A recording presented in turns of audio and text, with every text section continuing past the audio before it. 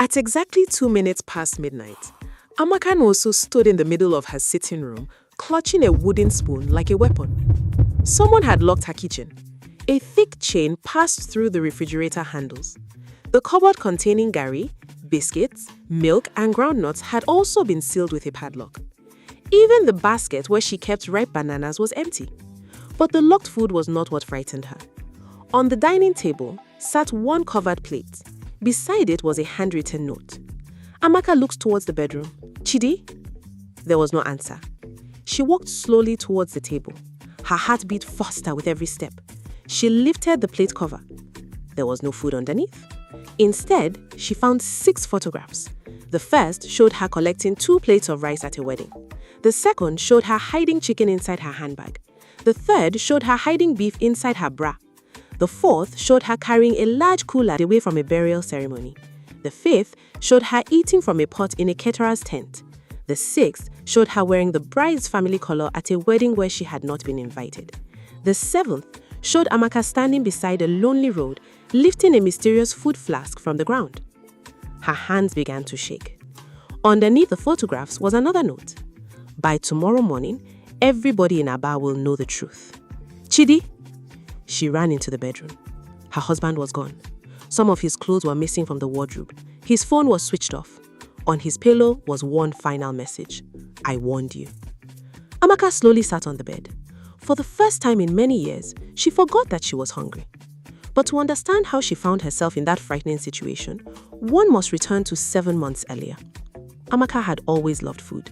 As a child, she could tell what her mother was cooking from 3 compounds away. She could smell fried onions through closed windows. She could wake from sleep the moment meat entered hot oil. Her late mother often laughed and said, "Amaka, your stomach has ears." Back then, everybody found it amusing. Amaka grew into a cheerful young woman who cooked well and fed everyone around her. No visitor left her home hungry. No child passed her shop without receiving a biscuit. But somewhere along the line, her love for food changed.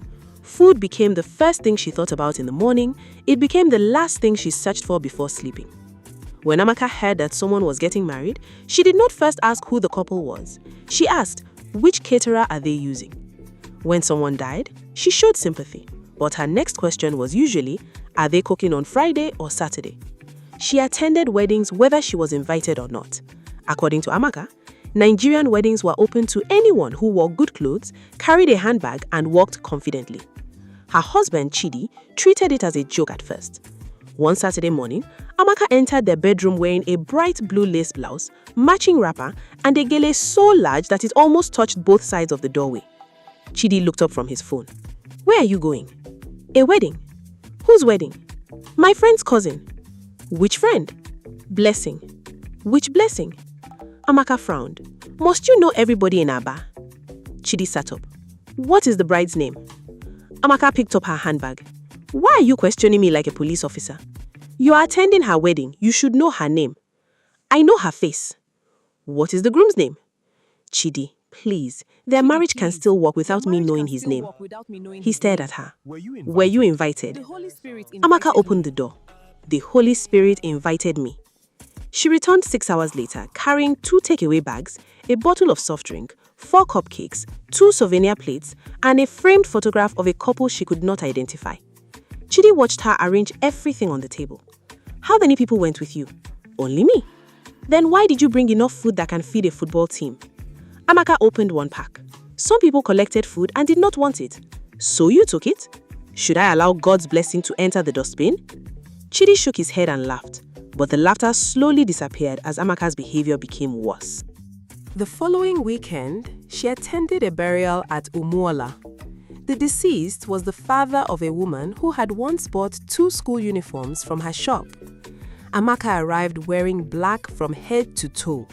She cried loudly during the funeral service. "My father!" she shouted. People turned. Even the man's children looked confused. One daughter whispered to her brother, "Who is that woman?" He shrugged. Maybe Papa helped her in the past. Amaka continued crying until the food was served. The moment the first cooler opened, her tears disappeared. She joined the queue once. She was served food. She brought out a banana and a golden spoon she had come with. After eating, she removed her headscarf, tied it around her waist, and joined the queue again. For the third trip, she borrowed Mama Uche's spectacles. For the fourth, she limped and pretended to be an elderly relative. By the time the burial ended, Amaka had packed 10 portions of rice, 6 pieces of chicken, 4 bottles of malt, and several wraps of moi moi. As she moved towards the gate, Nneka stepped into her path. Nneka had been hired as one of the caterers. Sister Amaka? Amaka froze. Nneka, you are here? I have been watching you. Watching me doing what? You have collected food 4 times. Amaka lowered her voice. Don't embarrass me. You are carrying enough food to start a restaurant. Your brother-in-law likes burial rice. Nneka opened one of the bags. Chidi likes 10 plates? Marriage increases appetite. Nneka shook her head. One day, this food matter will disgrace you for this Aba. Amaka smiled. Food has never disgraced anybody. It is hunger that causes disgrace. Unknown to her, Emeka had recorded everything while testing his camera near the catering tent. That evening, he sent the video to Chidi. At first, Chidi laughed. Then he watched it again. This time, he noticed something disturbing. Amaka was breathing heavily as she carried the bags. She stopped twice and pressed one hand against her chest. Her face looked swollen. Her steps had become slower. JD remembered her recent complaints about dizziness, headaches, and knee pain. He also remembered something else. During the burial, a small girl had run past Amaka shouting, "Mommy, Mommy!" For a few seconds, Amaka had stopped smiling. The color had drained from her face. Her hand had moved towards the small old photograph she always kept inside her handbag. Then she quickly returned to the food queue. Chidi wondered why, but he said nothing. The following Monday, he convinced her to visit Dr. Ijeoma. At the clinic, Amaka sat on the examination bed while the doctor studied her results. Dr. Ijeoma removed her glasses. "Amaka, your blood sugar is too high." Amaka forced a smile. "How high?" "High enough for you to take it seriously. Maybe your machine was hungry." The doctor did not laugh. "Your blood pressure is also high. You have gained almost 20 kilograms in 1 year. Your liver is already showing signs of stress." Chidi leaned forward. What must she do? She needs smaller portions, less sugar, less fried food, and no midnight eating. She also needs regular exercise. Amaka stared at the doctor. "What do you mean by smaller portions?" "A reasonable plate. At a time." Dr. Ijeoma looked at her carefully. "At a meal." "Amaka, I am only trying to understand the medical instructions." The doctor leaned closer. "This is not a joke. You are not diabetic yet, but you are moving dangerously close to it. Your body is warning you." Amaka became quiet. "Please," the doctor continued, "do not wait until your body starts punishing you." Amaka promised to change. Inside the car, she held Chidi's hand. "My husband, from today I will control myself. I will help you." For 4 days, she followed the doctor's instructions. She ate oats in the morning, she ate vegetables in the afternoon, she walked around the compound in the evening. On the 5th day, music began playing from a nearby event center. The voice of an MC entered through the window. "Ladies and gentlemen, the food is now being served." Amaka's eyes widened. She quickly shut the window. "No." She sat down. "You are stronger than rice." Then the smell of pati jollof entered the room. Amaka stood up again. "I will only go and congratulate them." She changed clothes and left. 2 hours later, she returned with fried rice inside her handbag and grilled chicken wrapped in a program booklet. Chidi was waiting in the sitting room. "Where did you go?" "To buy thread." "At an event center." Amaka stopped. "Who told you?" "You are wearing their souvenir around your neck." She looked down. A small hand fan carrying the bride and groom's names hung around her neck. Amaka removed it quickly. "They were sharing it on the road." "You promised the doctor." "I did not eat much." A plastic spoon fell from her blouse. They both looked down. Amaka quickly picked it up. "This is not mine." "Whose spoon entered your blouse?" She frowned. That is the mystery we should be investigating. Soon, Amaka became more secretive. She hid biscuits inside folded wrappers. She kept meat pies underneath the passenger seat of their car. She poured sugary drinks into medicine bottles so Chidi would think she was taking cough syrup. One night, she woke around midnight and entered the kitchen. There was no cooked food. She opened the refrigerator and found a full watermelon. Amaka carried it into the sitting room and ate it with a spoon until only the green scone remained. Still unsatisfied, she entered the kitchen again. She found a jar of honey. She stood by the sink, dipped one finger into it and licked it. Then she dipped again and again. Chidi appeared behind her. "What are you doing?" Amaka jumped. The jar almost fell. "I'm checking whether the honey has spoiled." "With your finger by 2 a.m.? How else will I know? You have checked it more than 10 times. Amaka closed the jar. "It is still good." Chidi stopped laughing about her habit. He began cooking healthier meals. Amaka complained that his vegetable soup looked like grass inside hot water. He reduced the size of her plate. She bought a bigger plate and hid it underneath their bed. He invited her for morning walks. Amaka followed him reluctantly until they passed a woman frying akara. When Chidi looked back, she had disappeared. He searched for 10 minutes before finding her behind a kiosk eating 6 akara. "Amaka," she nearly choked. "These are not mine. You are holding them." The woman asked me to help her count them. "With your mouth?" She did not give me a calculator. Her food obsession soon began affecting Chidi's work. Because he installed sound equipment at ceremonies, Amaka always knew where weddings and burials were taking place. Whenever she heard where he was working, she appeared. Sometimes she claimed she had come to bring him water. Other times she said she wanted to check whether his speakers sounded clear. But she always left carrying food. One Saturday, Chidi handled the sound system at a large wedding inside Abbas Sports Club. The bride's father was a wealthy businessman who expected everything to be perfect. Before leaving home, Chidi warned Amaka, "Please do not come." "Why would I come?" "You don't know the bride or groom. I have work at my shop." "Amaka, I am serious. This client can recommend me for bigger contracts." She placed one hand on her chest. "Do you think I have no dignity?" At 2 o'clock, Chidi saw her dancing behind the bride. Amaka wore the same color as the bride's family. Chidi nearly dropped his microphone. He rushed towards her. "What are you doing here?" She continued dancing. "Stop behaving as if you don't know me. People are watching." "I told you not to come." "The bride's auntie invited me." "Which one is her auntie?" She looked around. "She was here." "What is her name?" "The music is too loud. I cannot hear you." Before he could respond, she danced away. Later, Amaka entered the catering area. She told one server she was the groom's elder sister. She told another that the bride's mother had placed her in charge of special meals. By the end of the wedding, several takeaway packs prepared for elderly guests had disappeared. The bride's father called Chidi angrily. "Your wife was seen near the food." "My wife? We have camera footage." The security video clearly showed Amaka placing food inside the boot of their car. The businessman refused to pay the balance of Chidi's fee. He also threatened to warn other event planners against hiring him. That evening, Chidi confronted his wife. "You took the special food. They had plenty. It was reserved for elderly guests. I did not know. You did not ask." Amaka crossed her arms. "Why are you shouting because of rice?" "I lost my payment because of that rice." Her face changed. "You lost the money?" "The client said he cannot trust me anymore." "I am sorry." "You always say sorry, but when you see food, everybody else disappears from your mind." Amaka became defensive. "You knew I loved food before you married me." "I know you enjoy food. I did not know it would become more important than your health, your dignity, and my work." The words wounded her.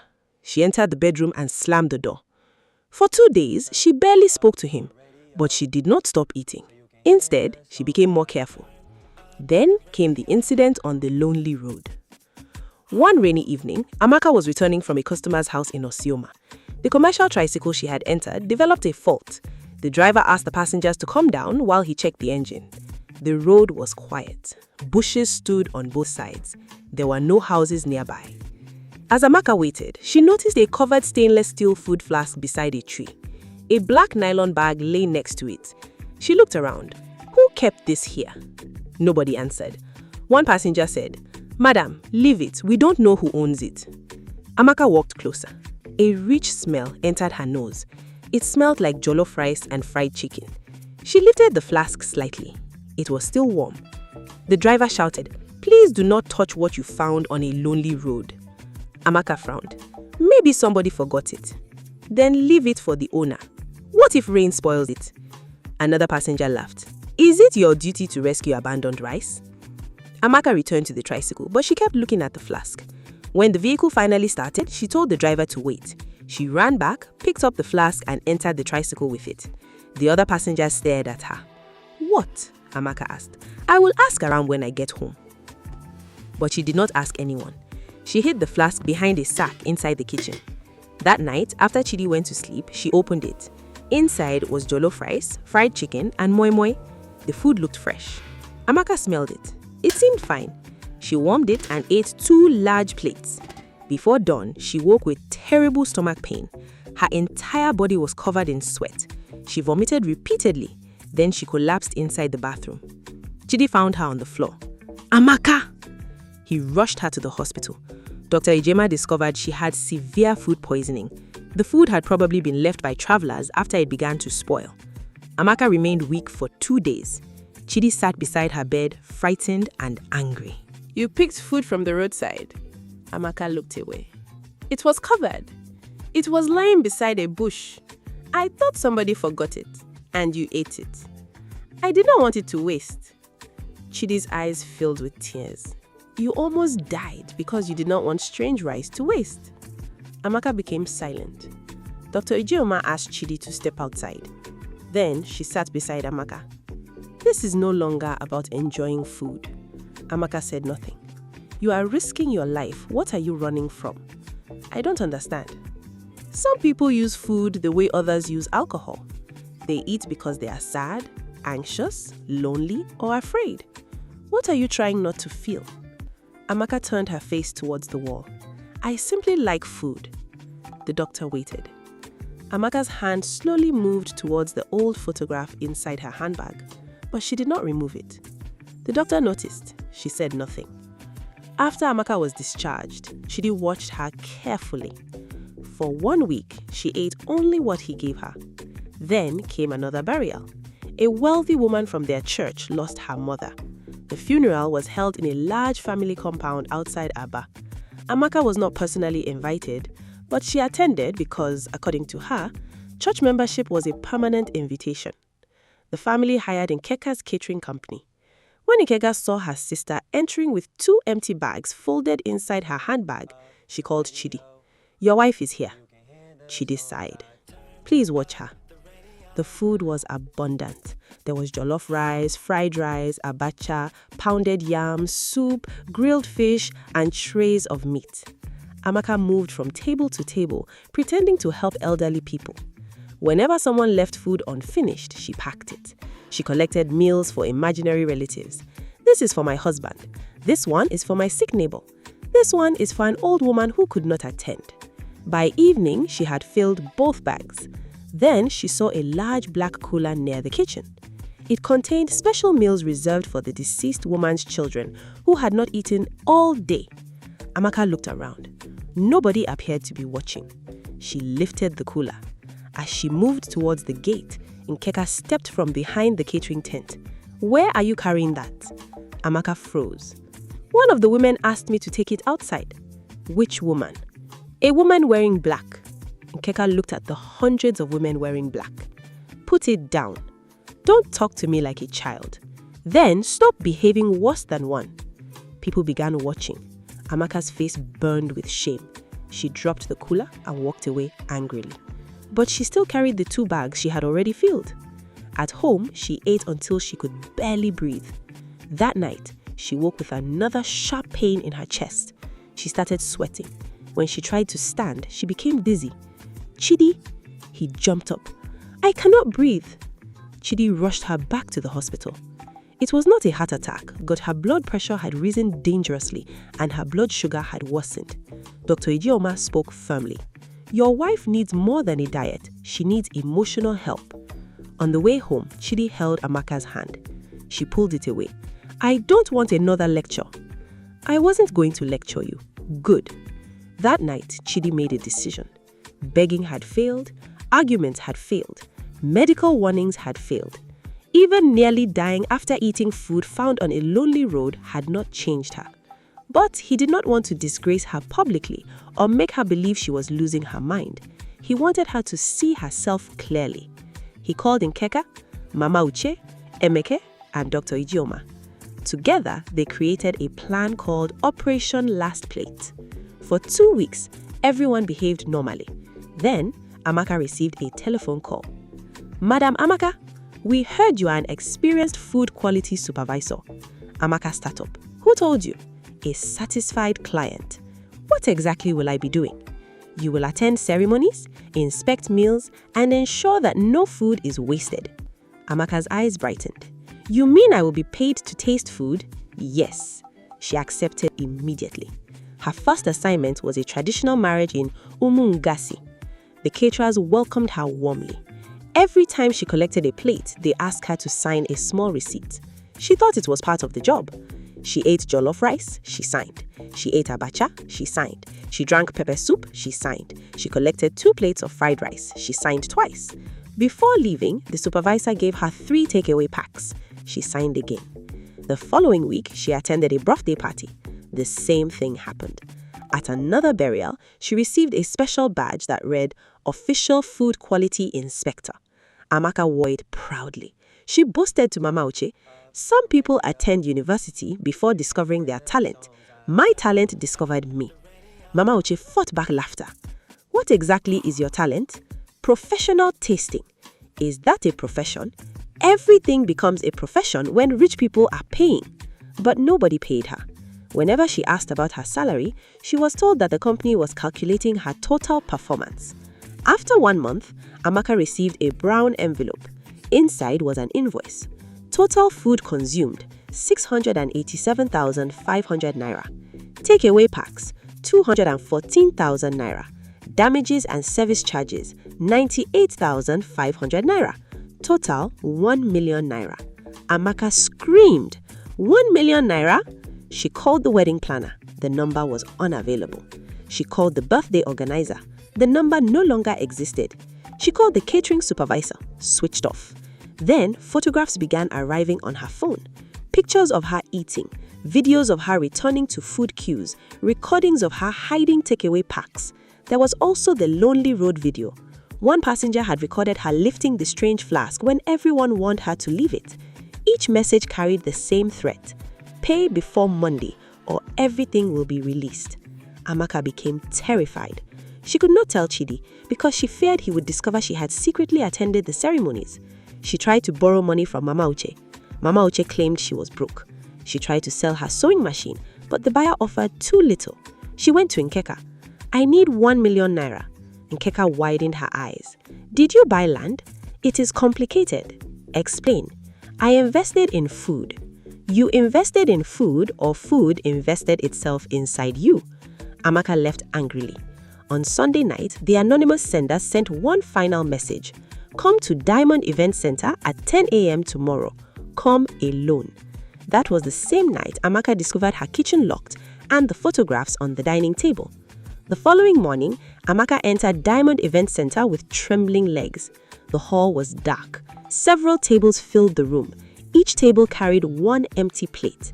Hello? The doors closed behind her. A projector came on. Her wedding video appeared on the screen.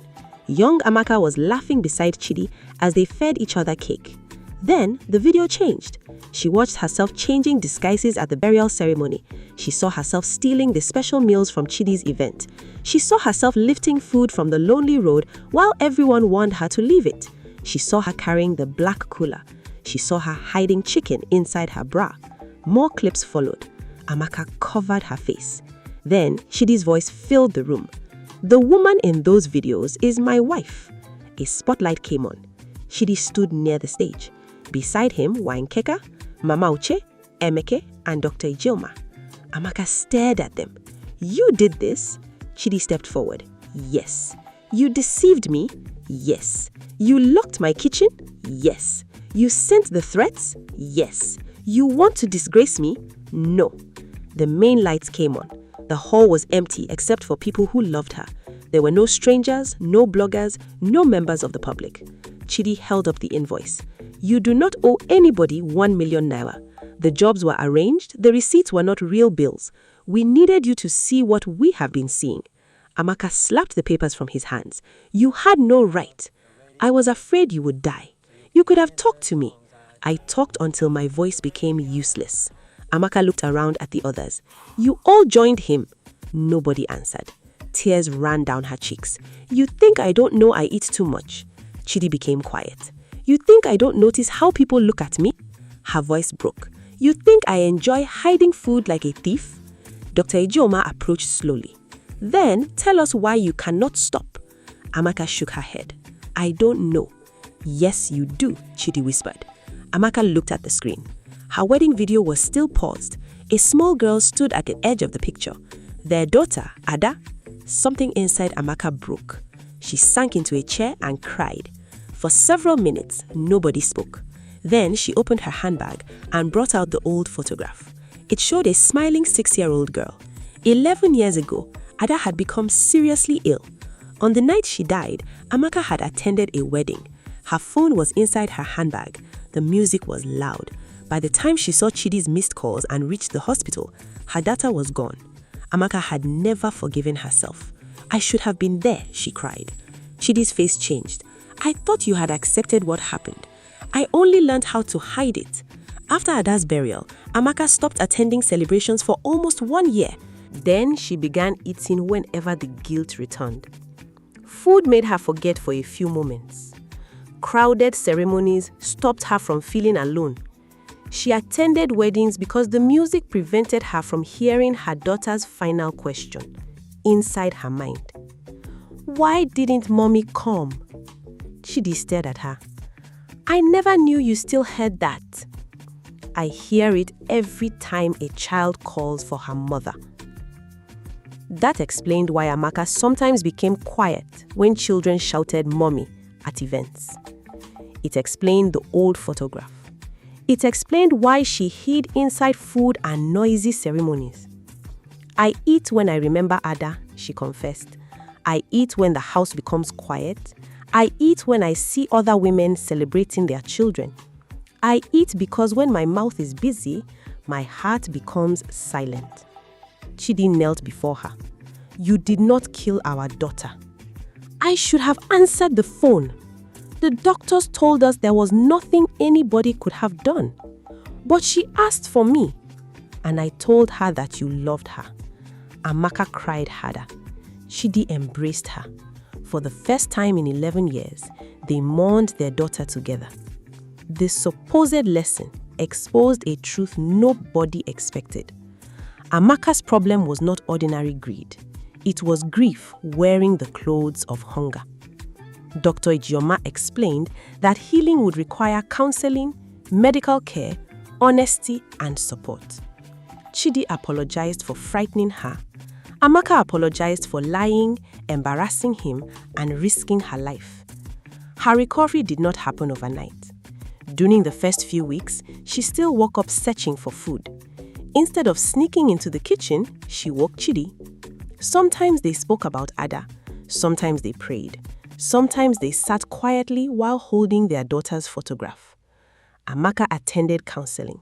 She followed a balanced meal plan rather than starving herself. She joined a women's walking group. At first, she could barely complete 1 round of the compound. Soon, she could walk several streets without stopping. Mama Uche joined her but complained every morning.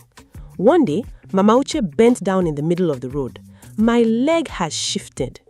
Amaka laughed. Your leg cannot shift? Then why is it refusing to move? Because you ate 4 wraps of fufu last night. Mama Uche looked offended. Were you inside my house? No, the fufu is still showing on your face. Months passed. Amaka gradually lost weight. Her blood pressure improved. Her blood sugar returned to a safer level. More importantly, she stopped using food to bury emotions that needed to be faced.